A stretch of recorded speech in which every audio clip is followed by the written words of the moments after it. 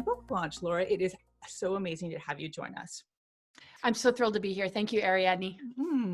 So I'm wondering if you might be able to sort of remind our viewers about the catalyst for disclosure that your great-grandfather, former President Dwight D. Eisenhower, had in the 50s, and also what your take is on the role that he played in setting the stage for the current world situation. Okay, so we're starting off with the disclosures back then, or just the, okay, so we did hear in the speech the warning about the military industrial complex, and I think we're up against that in way more obvious ways than ever before, and people are rapidly, waking up. Where I really feel it began, at least in this country, is, Project Paperclip. A lot of ET government relations that actually took place before his administration, even starting in 1926. But the roots of it go way back. If we reclaim our galactic history and the things that have been kept from us, and a hidden history that has not been in our history books, and just the fact that we're born with amnesia. It goes so far back, as far as the way that this, cabal was formed, and the use of dark technologies in order to create artificial timelines, and how more interaction with the governments allows sort of barters and exchanges that, were almost with their own members, because it was very different when it came to Eisenhower's administration. Right. The barter and exchanges between ET technology and what they were asking for, which was basically to take people into secret space programs, forced slavery, using their greater abilities to put them into different projects and different positions that were basically using them, shifted a lot by the time Eisenhower's administration came around. Then it was considered a surrender. There were all sorts of attempts to defeat the Nazis behind the scenes that we don't ever hear about. And so this sort of virus or cancer just was growing right under his nose, and he thought he could trust the people around him. And actual fact, he began to discover that they really weren't on his side. And that's where the warning came in. And where it's kind of coming into play right now is where false flags are still happening. There are movements that are funded and basically trigger events take place to then create movements, to infiltrate those movements, and continue to harvest our energy and use divisive tactics that people fall prey to. So we already know that there's false media. There was Project Mockingbird. Project Paperclip is what really brought the Nazi scientists in, and why we were starting to deal with those interesting things. But what we're dealing with now is seeing behind the facade, seeing who is pulling the strings here, and getting to know more about that. Now, a lot of people have been talking about this since 9/11. A lot of people have been trying to put out disclosure. All the information's out there on the internet, though there's a lot of misinformation. But what I feel is coming to light now is really, seeing in the most obvious ways what this warning really meant. We're dealing with the cabal and all these different things that they're doing on a much vaster level than we can even begin to comprehend. We don't even hear about secret space programs. We hear about NASA. We don't hear about the different things going on behind closed doors with even what Trump's doing to stop all of this, because the mainstream narrative is to keep us from that, and to continually trigger old traumas to keep us very, very divided. So I think that was the warning. We have to be a knowledgeable citizenry. We have to take it upon ourselves to gain knowledge so that we can begin to see through this and not be played anymore. And that's what's really showing up right now, is that part of the speech. How can we be empowered? How can we understand this rise of misplaced power, and how it's fueling, the war mentality, not just the acquisition of weaponry. You know what I mean? It's like we're being weaponized against each other. So what is it that is required for us to break ourselves free from this whole lockdown, sort of repressive mind control? Well, we have a lot of passion as people. I mean, we're really powerful beings. So when those trigger events happen, we notice people get really passionate, and they either become a part of a movement, or they're just sharing their truth and they're being true to themselves, and they feel really moved to do something. And then some are just afraid and they'll just go with whatever is being told to them. So we get a lot of different types of people that can't seem to fully get along because we're not all functioning in the same dimensional levels. Right. So we have to sort of figure out how to kind of work with that, and have a lot of compassion and be supportive of those that don't think alike. And that's the tough part, because it's a frustrating thing right now. But in order to get over it, we have to unplug from it. We need to not be so hooked into our electronics and constantly being fed these things that are going to trigger us, and step back and be the generators of our reality. We need to go into the dream zone, connect with our visions, our goals, and the solutions, and do creative things and be in a joyful space in order for it to generate into the collective consciousness. If we're responding in a survival way, and if we're triggered in fear, we're not connected to our wisdom body. We're not able to make, good decisions. We're just in a fight or flight. And even if we are somewhat awakened, we're feeling into the collective anxiety. So empaths are having a really hard time right now. So I think it's just important to shut everything down and take the time to generate your intention, your vision, your good, strong energy for the betterment of humanity, to work on, the self, to figure out what fear triggers are being ignited. Is it a fear of death? Is it a fear of illness? Is it a fear of being confined? Is it a fear of, and begin to take the emotional charge off of it, and look at, what can we be passionate about? What is available to us that we've forgotten about? Oh, wow, we can upgrade our DNA. Oh, wow, we can actually find a way to get information out. Even if there's censorship, there's always a way. There's always a way. We can work on healing friendships and family relationships and partnerships. And we can also have boundaries to those that are absolutely toxic. And we can just begin to redesign and reset how we function in the physical plane. Right. Because, if we don't first figure it out within ourselves, we're going to constantly be trying to solve it outside of ourselves. We have to start with ourselves first. So, that's key. And, in the face of fear, find some kind of laughter. It doesn't mean like laughing at the suffering, or laughing at, this or that, or saying it's all a false flag, which means that people aren't really getting sick. Yes, people are getting sick, but what a false flag means is that we're not getting the full picture of what's going on. We're getting the facade version, even though, lives are being lost. So, it's just it's a time of empowerment, and it's a time of finding our own personal sovereignty, so we can come together in unity consciousness and actually support the type of things that movements support, without the infection, without the things that create violence and chaos, without the things that turn us on each other, to realize the tactics being used, and to invoke a breaking of a contract, or a energetic cord being broken. We need to starve that system. We need to stop being so addicted to it, and redirect that energy into building a beautiful world together, and working on healing as a community, but not through the filters of a cabal funded movement, or a trigger event that is actually like doing it on purpose to harvest us and harvest our energy. And we need to come to a place where we're like, haven't we been there, done that before?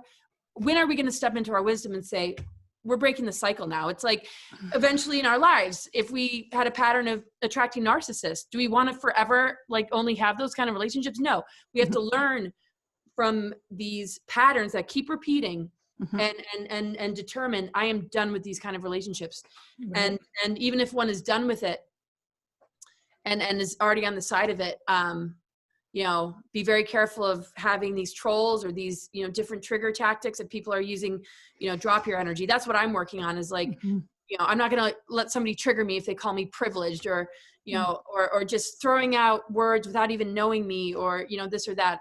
So, everybody's got something to work on. So let's be humble enough to, align with it, and know that we're alchemists, know that the power of transformation is available to us. We're not at the mercy of what's going on outside of us, if we don't give up our power, and we do, what's appropriate on many levels. You know, Right. and the thing is, it's like having a goal to feed a goal, like, you know, that's solution orientated. Like I have a goal of building healing centers, right? So my energy is going towards manifesting something instead of allowing myself to be drained by all this conflict.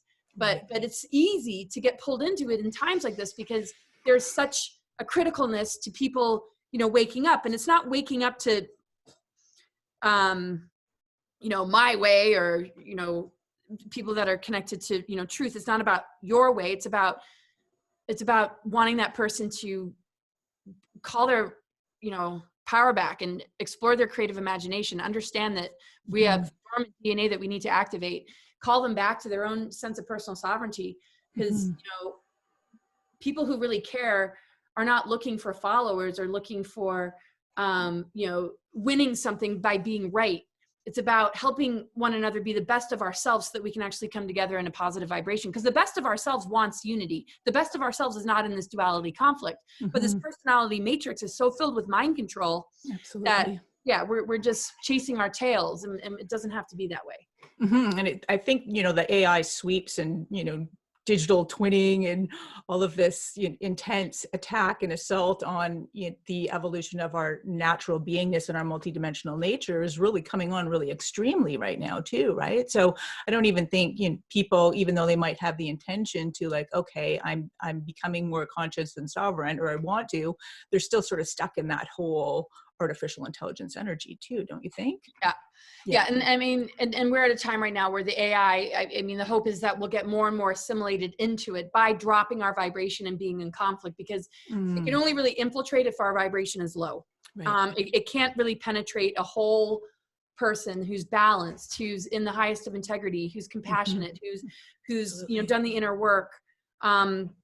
So the problem is that very well-intentioned people, if they get triggered too much and feel, you know, that can also be fed into the AI, because the AI is a part of our devices, and it's actually gaining emotional intelligence by learning and watching what we're doing in the face of certain triggers, so that it actually builds, it becomes like a monster, and then it uses it against us. It's like what we feed it, it's going to, you know, give back. And it only can really mimic lower vibrational energy. Right. I mean, duality can be, part of it can be positive, like all love and light, without wanting to look at the shadow stuff. And it can, you know, kind of like create sort of that false feeling of ascension. And there's programs that are false ascensions programs. Yes, there are. Yeah. And then there's the fear-based way, which is the other place of duality, anxiety and anger and wanting to go after people and do the blame, shame, victim thing. And then that will pick up on that and reflect back a timeline that is built upon that. So, you know, the artificial intelligence seems to generate these, you know, timelines based on how much we feed it. So if we don't, you know, elevate to a higher level, you know, we're going to morph into this more than we need to. So a lot of it has to do with not complying to what they're presenting, right?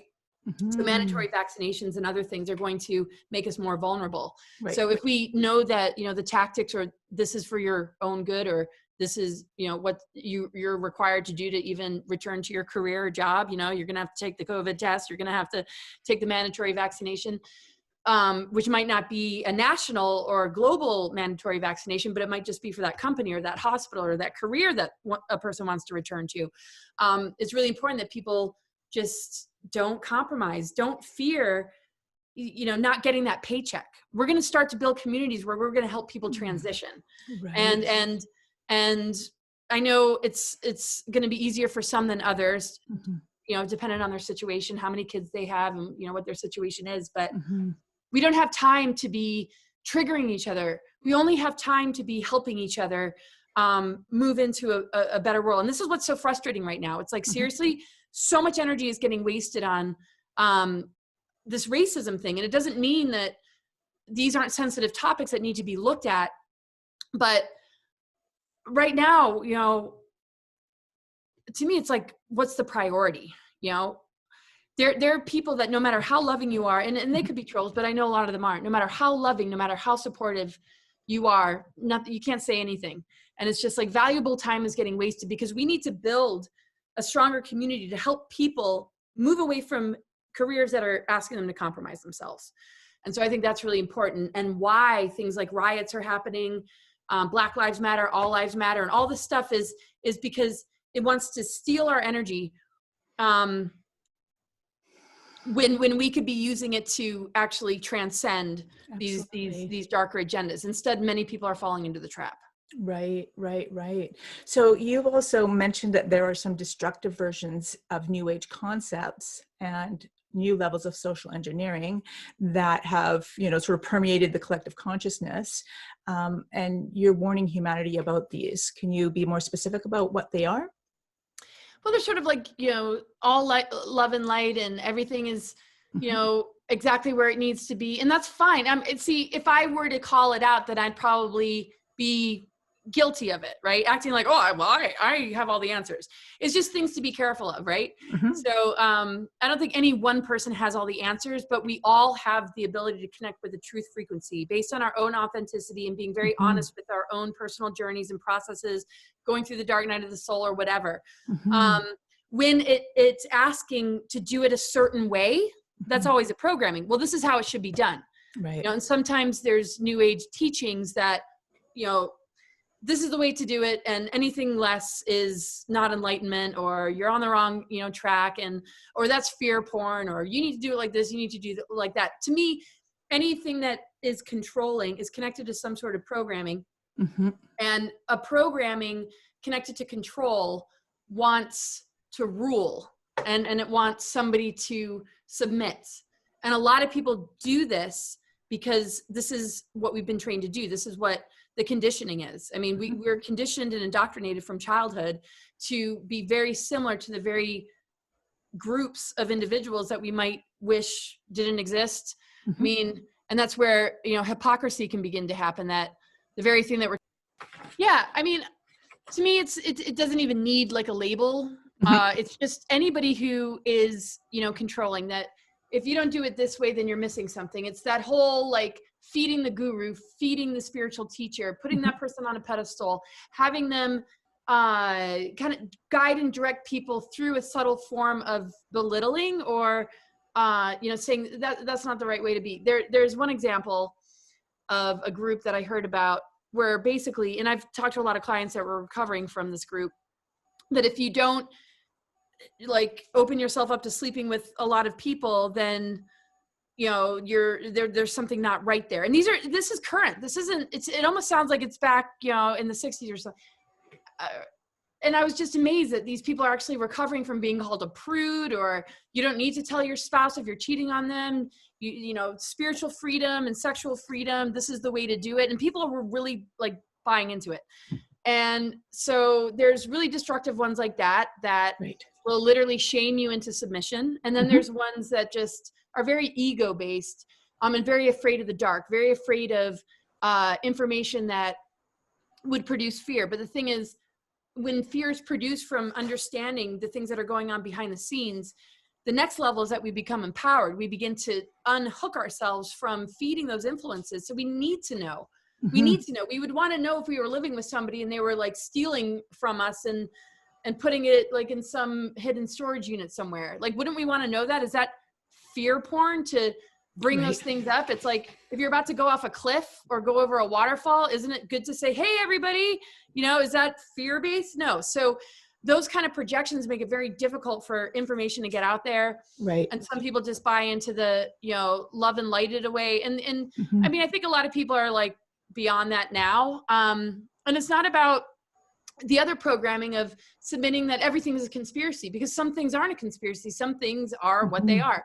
So we need critical thinking from an authentic space. We need to be sovereign beings, and we need to be able to have a discussion and come together in the appreciation of our diversity, right? Like mutual love and respect and compassion, and allow the person to come up with their own conclusions and add something to the conversation without it having to fully be negated. And those that might feel very strong in their truth need to learn how to listen, even if it goes against what they think, it's like, but still open up that space for that person to share, because they need that help to maybe get to the next level. And if they don't, one has to be humble enough to be able to listen and appreciate, well, hey, that's their truth. and I don't need to enforce mine upon them. Exactly. Yeah. But then we're dealing with the world of facts, where there are some real facts that have been proven, scientifically proven, based on witnesses and people that have been, a part of certain projects, who have been whistleblowers, that are undeniable and irrefutable or unrefutable.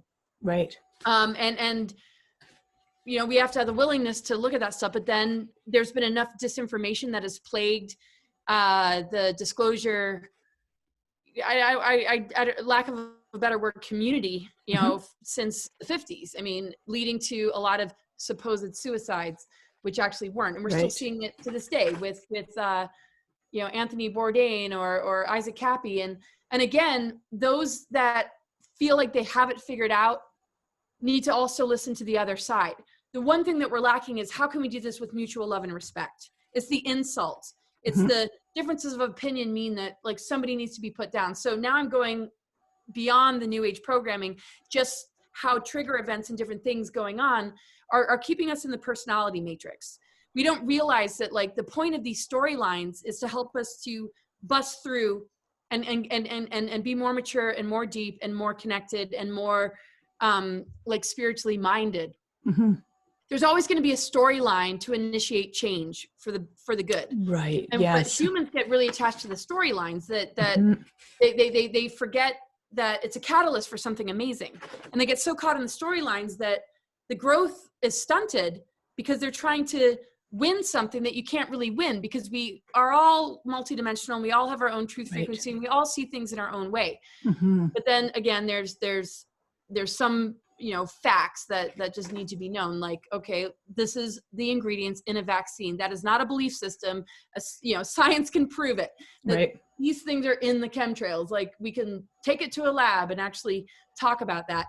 But we need, like, we're in a big growth period right now. And the biggest priority, which I've noticed with the astro charts, is mastering the throat chakra, how we communicate with each other. How can we communicate and not sync each other's vibration and cause harm, cause triggers? I mean, we haven't walked in each other's shoes, and our words can destroy or heal everything. Like, absolutely. When we master that part of ourselves, then we have released ourselves of the mind control and the net that we've been existing under for thousands and thousands of years, because we're no longer ruled by the conflict or the competition or the need to be right. We're moving into a greater level of respect, like what real family and what true love would be able to express. It's like, no, it's not going to be perfect, but there's a greater love that drives everything.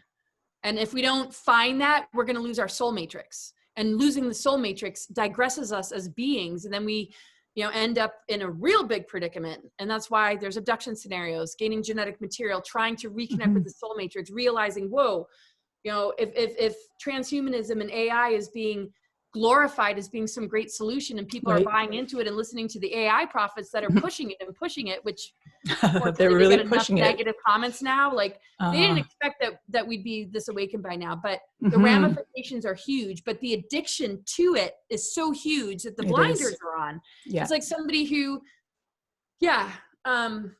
is just, they lose the bigger picture the minute they come back into the human sphere, because of addiction to money, power, fame, and also agreements, some pretty gnarly agreements. And it also depends on blood type and the kind of hybrids and these families. And but to me, understanding oneness is, of course, understanding that diversity needs to be in more harmony, and not to overly separate ourselves from each other, but recognize all these moving parts, but choose the part of ourselves that, is taking the higher road, and creating that as a spiritual discipline. Like, that can be our focus. Like, my spiritual discipline is literally to not drop my frequency and engage in this and allow myself to be fed up. And if we just determine that and say, this is what I'm going to do, it's amazing, what happens with declaring something or invoking something with the power of our words. Thoughts are powerful, but when we voice something, it becomes a reality. That's why somebody can put a Twitter post out, and that can make or break their career if they're not thinking clearly. It's like our words are shaping our reality right now. And many of us are afraid to speak too, I think, in some regards, right? Like, speak and stand up for our rights because of, this whole government control and lockdown and fear of losing, so many of the things that you've mentioned, right?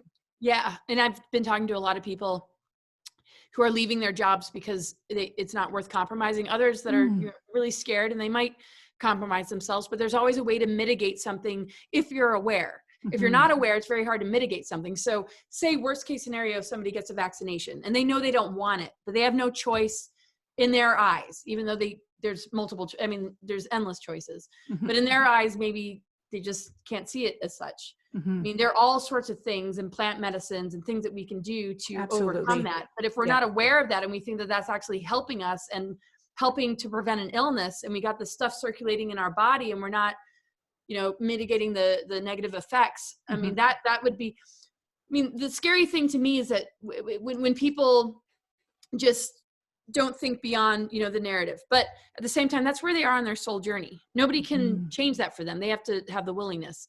But yeah, I just see more waves of empowerment, and they're gonna, prey upon people, take away, our rights. And in the face of, like, say the worst level of so-called, lockdown,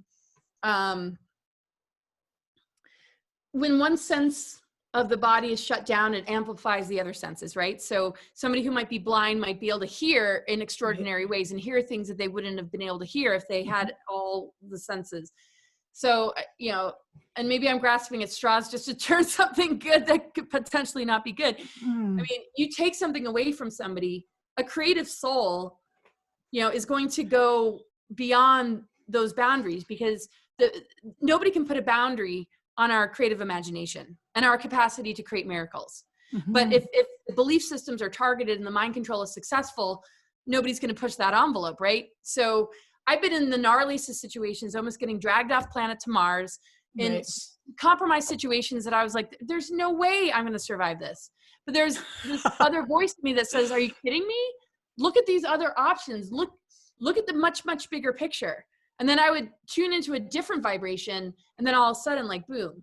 And I don't want to get into any stories, but like somebody was literally trying to kill me one time. And I said, love is stronger than death. I brought in the Christ energy, and the person just was literally, their arms did not work anymore. And I know that's kind of like freaky. It's like just another day in the office of being a warrior on the planet. But yeah, it was one of those freaky things where, this could kill me. But in the face of that, I'm choosing love, and I'm just kind of breathing into some greater trust. I'm not saying that that's going to work for everybody, and people got to accept sometimes this is their time to go too. Right. Yeah. Well, you mentioned like bringing in the Christ energy, and I know that you work with the Guardians as well. Can you sort of, talk about what that Christ energy is actually like? Because it goes far beyond, the Christ that's in the Bible. And isn't there the Christ energy sort of connected to the Guardians, or part of that same Yes, vibe? absolutely. Yeah. The Christ energy permeates, everything just in the same kind of way that God does. But there are, if we look at the figure Jesus Christ, or the whole concept of Christ, there is an anti-Christ agenda that literally is service to self and like mocks and makes fun of this energy, but through the filter of Christianity, or it being something religious, right? So, but they're also behind the darkest part of those religions in order to, it's like so much infiltration. So, that's their way of attacking something, is to infiltrate it, to create it and then infiltrate it. So if you're creating a religion that is not balanced in the masculine and feminine, it already holds a weakness. So if, there's a secret society that maybe should disclose some things, there's a weakness. So they keep trying to set up scenarios that create weaknesses, which they're still trying to do, and they continue to try and do to humanity. But then once they create that weakness, then they're like, now I can feed, now I can get in there, now I can infiltrate, now I can, take over. Absolutely. So they're not really functioning with the true Christ energy, which is encoded in our DNA. And the higher levels of our DNA are the avatar consciousness, Christ consciousness. And then when we start to connect with the founder races, the guardian groups, and then into the cosmic trinity, then that's a whole other thing. The Christ recognizes the Christ Sophia, and it's a child of the Mother Ark, the Father, which is this cosmic trinity. And the next level behind that is the 0 point unified field, where it's not really this or that. But it's the template. Like, we have the masculine and feminine within us. And when those energies are in harmony with each other, we're conceiving things and creating things. Doesn't have to be biological children, but our ideas and our thoughts are becoming manifest because we are connected with our power, our dark, our womb, the soil of the earth, right? And we're bringing in these concepts and things, and we're manifesting them. So the need for boundaries is the need to decide what doesn't belong. What do we have a boundary to that is not allowed to prevent infection of our creative energy, right? So if we let in the wrong seeds, we'll begin to manifest things we don't want. And that starts with belief systems and how that feeds into the emotional body. So to get up to these higher levels is to be able to, develop discernment and develop awareness of what we are truly made of, and to make wiser choices about what are we allowing in, what are we allowing ourselves to be aligned to. Is it outside of us as some dark parasitic system that is sucking us dry, or is it connected with the regenerative power of nature and 0 point unified field, which is the great purifier, and the ether element, and the things that are actually going to help us to upgrade our DNA. Right. So when we get to these higher levels of reaching the 12 strand, we're back in the, we're in the Christ consciousness, and the Christ consciousness honors the mother, honors the earth, and is in a twinship with the Christ Sophia, but the names get in the way because of what religion's done. So if we look at it without names, right, it's like the circulation of our body. It's different chakras, and where they all meet. And sometimes it's better to not give them names. It's just sometimes better to, but the Christ light is that connects into to so much more than a figure. That is a title. Like Jesus, the man, Yeshua, reached that Christ level. What was born with that, there's a lot of awakened people that are born with that intact, right? So he was an individual that had that intact, that came in with that knowledge and awareness, no amnesia, but a true connection with that Christ light that everybody has access to. And he was trying to teach us how to access that. He was trying to, with his partner, Mary Magdalene, or, and other, incarnations too, how to embody the template as a way of life instead of, and then it got turned into a religion, and those teachings, were gone. The Essenes, there's massacres, Holocausts, all the records, all the true teachings got taken from us. And everything that, represent a more advanced civilization became legends or myths, not like something that we should be reading about in our history books when we're in school. Exactly. Right. And so that dead education, the dead sciences have not served us at all. And so if we can break the limitation of only associating with that, and we step away from it, we're going to all of a sudden open up to our intuition. We're going to start to see synchronicity support us getting in touch with hidden information and things that will start to ignite our cellular memories. But Christ light, everybody has access to, and the divine blueprint that we have been given, and the true 12 spheres tree of life template, which is our DNA, we're reclaiming by mastering the tree of knowledge through finding self-knowledge and overcoming the mind control. Now, you sort of mentioned something that's completely different in regards to the whole notion of the second wave. Can you share with our audience what that is? What do you mean?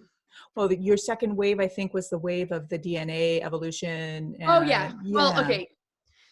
So the second wave, I mean, that's in a way kind of breathing down our neck. They want to keep that imprint alive. It's sort of like a trigger event keeps a trauma alive that is no longer happening.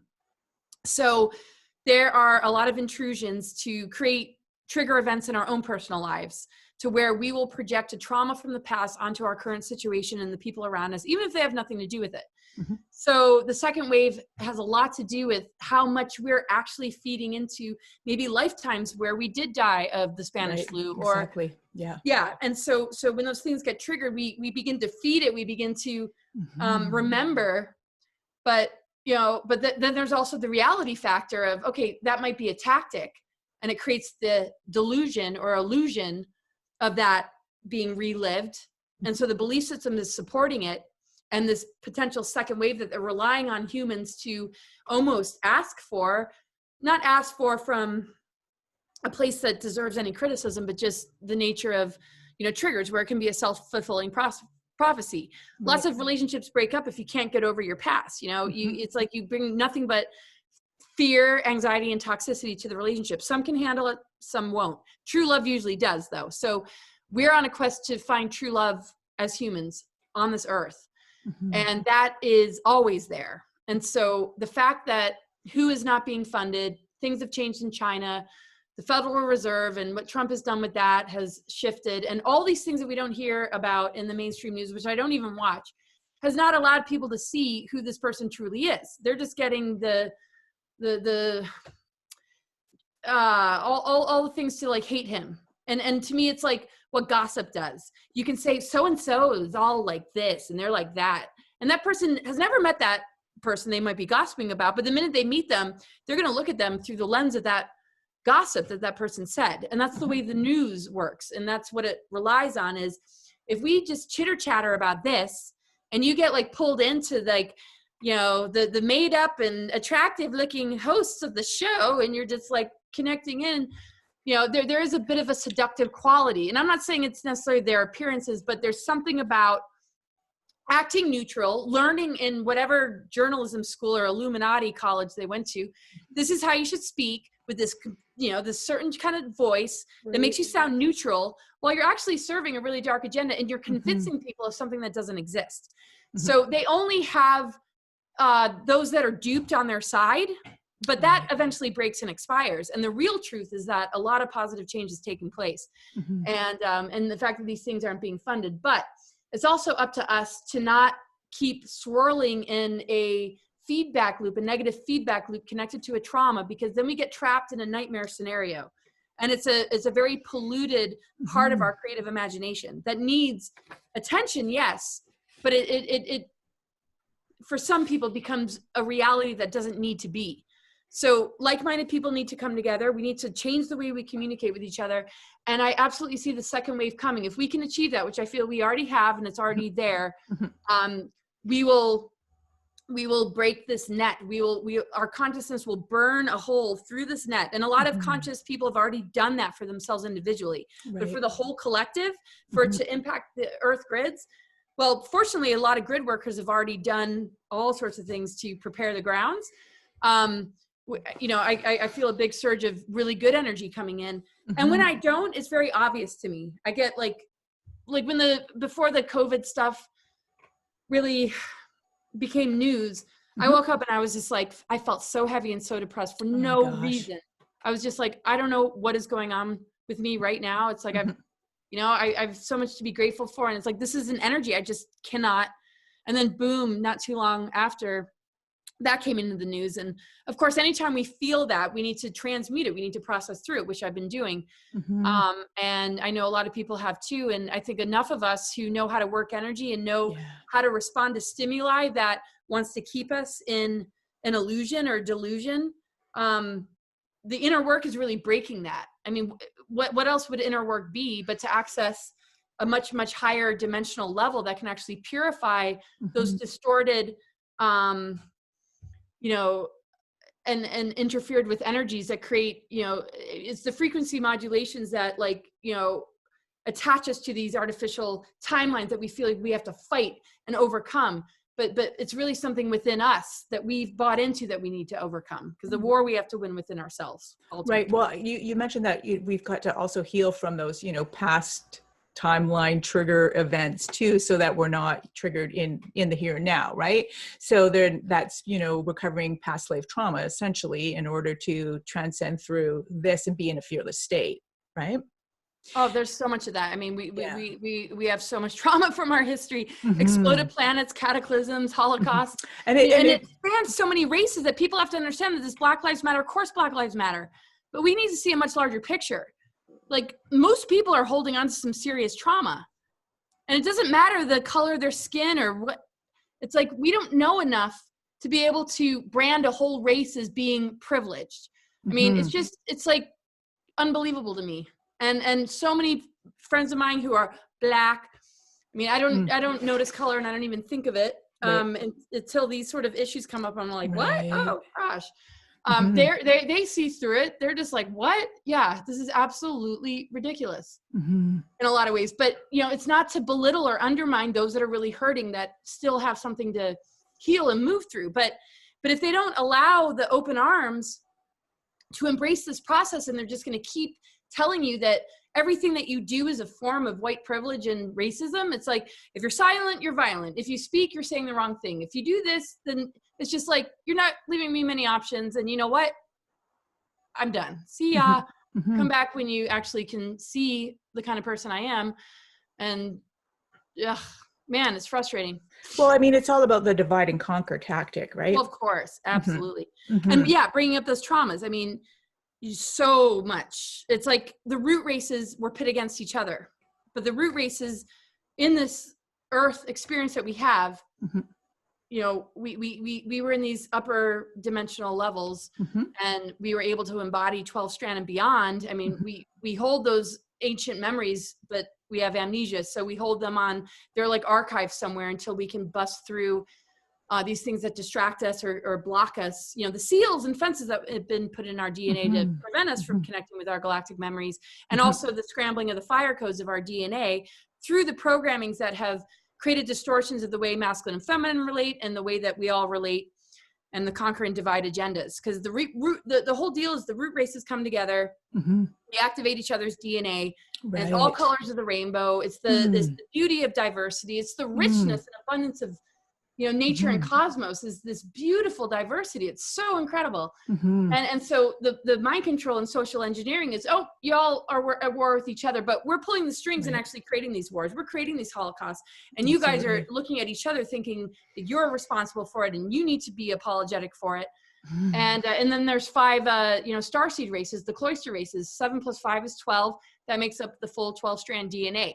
So all these beings on earth are meant to come together and share this diversity. And instead they keep creating events to make us look at each other like, and all this competition of who's more superior or whatever. And it's like, that's what the Illuminati does, with their whole hierarchy.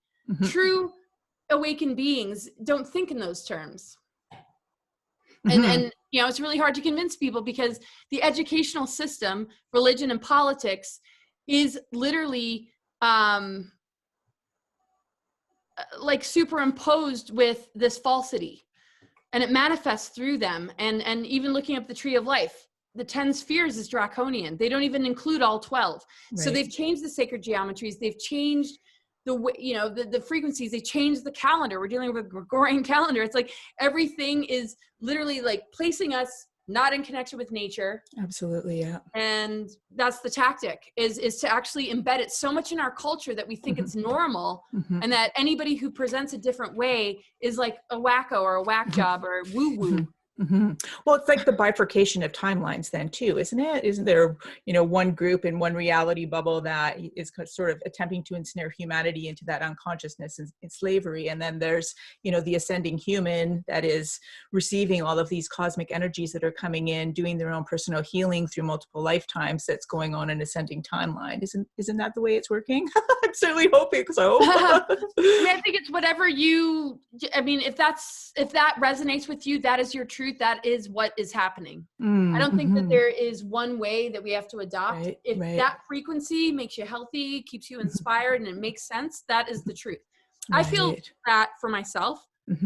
Maybe not everybody does, but But then, there's agreements of, how long do we stay here in order to assist souls and help them move into the new paradigm that is beyond belief system, beyond any, kind of control. How long is a person willing to stick around, and what does it look like to begin to bifurcate? For some, maybe they lose the physical body. For some, it might be, this Stargate opens and they walk through it, and all of a sudden, their physical body activates into a Merkaba and they just float the heck out of here. I mean, it's hard to know. But I can't see how we can all hold together for very much longer with so many differing energies. Some that are absolutely toxic and all about the duality, and some that are just like, wow, we're not even here waking up to unity consciousness. We came in with unity consciousness. We came in from these other dimensions and like further ahead on the timeline, not further ahead as in linear timeline, but at a different, like, it doesn't mean better, but it's more clear. And it can see the potential in all and has that compassion and doesn't want to give up on anybody, because it's painful to see people give up on themselves and forget what they're truly made of. But that's part of the free will and part of the need to let go. And I think the bifurcation is going to require a lot of very empathic and starseed and light worker souls to begin to be able to let go.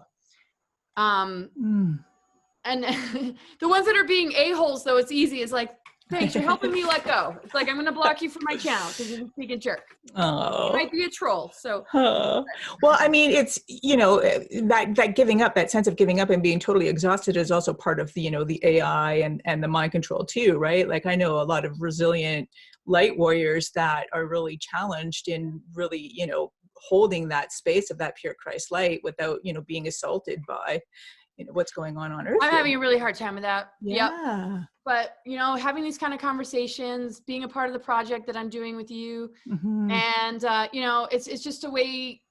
I mean, sometimes when we're left to our own devices, we can kind of, you know, remind ourselves of what it was like, you know, as a kid. Nobody understood. It was hard to talk about this stuff, and it's easy to kind of divert or digress back into a place of isolation, or, you know, okay, this is really getting to me. And, you know, it's like, I can't take it anymore. Yeah. But, you know, at the end of the day, I know, at the end of the day, it's symptomatic to being in a density that has so much mind control and unconsciousness. Yeah.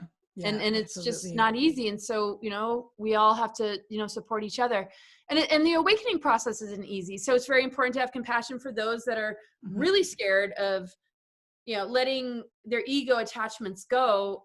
They're so afraid of being wrong that they don't even want to admit, you know, and it's like, you're worth so much more than your ego and whether you're right or wrong. There's a beautiful divine being underneath it all. Like, most people that are connected with their spiritual selves, you know, are fine to admit if they screw up. They're not looking, you know, to control people or steer the narrative or be the guru. Some do fall in that trap, but you know, there are a lot of, you know, I mean, I'm amazed when I do readings for people. It's like everybody holds this avatar Christ consciousness. Question is what's getting in the way, and what is it going to take? Some people were born with that recognition and lost it along the way. Some were just kind of carrying a lot of ancestral stuff that is very closed off. And there's all these events that happen to blow them open. But, you know, and so it's great to be able to help connect them to that. But every chart that I see is designed to bring out the best in a person, and their ascension. It's all geared towards that. But if we are so connected, like overly connected to our electronics and the things that are streaming through, and we allow ourselves to be infected by it, and we lose our own personal alignment with what life is showing us and giving us, that's the tragedy. Because life and what we're made of, we're wired into getting the experiences we need to grow. So yes, I guess I could say, well, the AI is necessary for our growth. Well, yeah, I guess it makes us stronger. There's a fine line that it starts to get like really bad, like, and we're starting to see that, I think, right now. Now, not really bad as in a duality way, but where people got to make a real choice, right? So you can make a real choice, and there might be law enforcement. Well, it seems like all these Antifa people are going to shut down the police force. It could have good results. It could have disastrous results. But like, I'm not liking what I'm hearing. Like, they're about to go to Gettysburg and destroy the Eisenhower farm, you know, where my mom grew up. Oh gosh, that must be very intense to feel in your body. Because I mean, you're here holding space for your, you know, your family, right? Your family of origin in this lifetime too, right? Yeah, I mean, it's not something that's recognized. Like what is the purpose and what is the message? Because, you know, if it's really about anti-fascism, why are you going against people that you know, like created the civil rights movement, you know, did things that made a huge mark in history to create more equality and togetherness?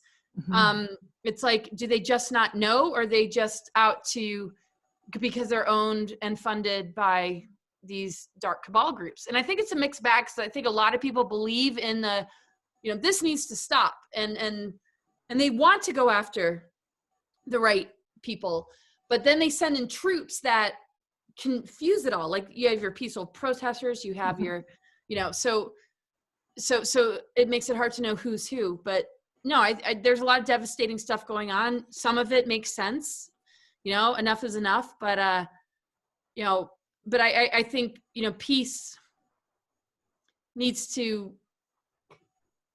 Come from prove within, a I guess. point. It's like if you're in a relationship and you're trying to prove a point, does violence get you anywhere, or does listening and sharing? And so anything violent to me is already way off track. I don't care what your issue is.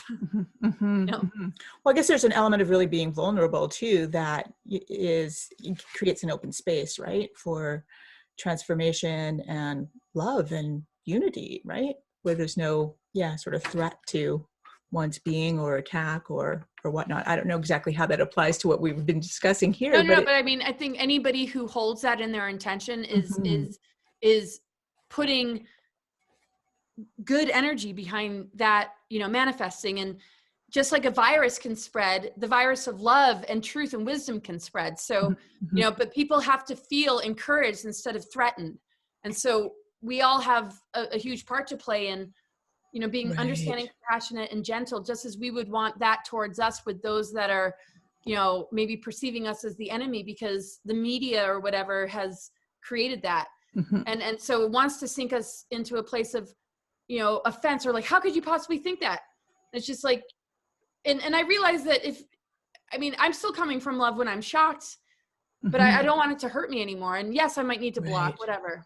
Right. But I don't hate that person. I don't, but I am catching myself, like, seriously, like the cabal. I'm sorry. It's very hard to love those characters, but it's a part of our shadow work. We came into this universe, and that is a part of, like, something we need to unconditionally love to help set them free, so that we're not feeding on them anymore, because so many of them are victims themselves. And so when I remember that, it's just like, I'm not in the duality.